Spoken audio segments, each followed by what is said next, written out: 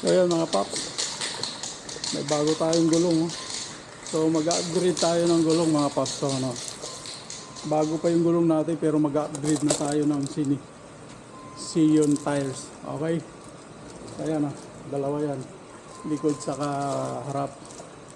Okay, tara at ikabit na natin to. Let's go.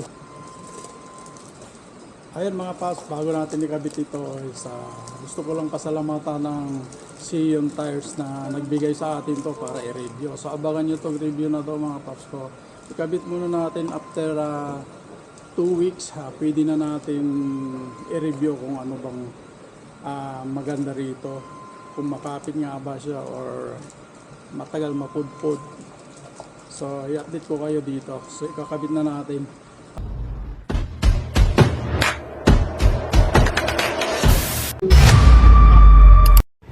Ayun, ito ang odometer niya. So 139,628. I-review natin after 1 month. Okay, ang gagamitin na natin dito mga paps is Sion tires. So i-upgrade natin. Itatry natin kung gaano ba kakapit, saka gaano katibay, matagal nga ba mapudpod. So i-update ko kaya after 1 month siguro o 2 weeks. Okay, ayan o, di ba makapal pa yan, kapal pa yan mga boss oh. Pati yung sa harap, ayan o, 2 months old pa lang to. Tingnan nyo naman, napakakapal nya no. So papalitan na natin ng Sion tires. Okay, let's go.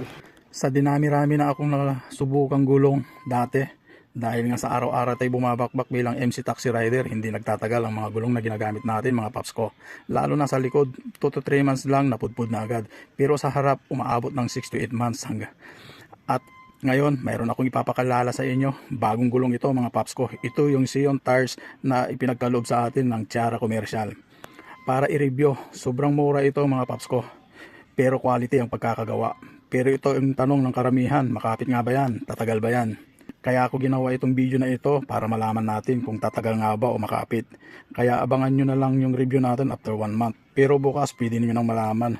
Gagawa tayo ng video kung makapit nga ba yung gulong na ito, ang Sion tires. Lalagay ko nga pala sa comment section yung price list nitong Sion tires na ito. Magugulat kayo sa mura nito mga paps. Kaya kayong mga araw-araw bumabakbak, para sa inyo ito. Ride safe. Salamat. Ayun o, lalong gumanda yung tindig oh.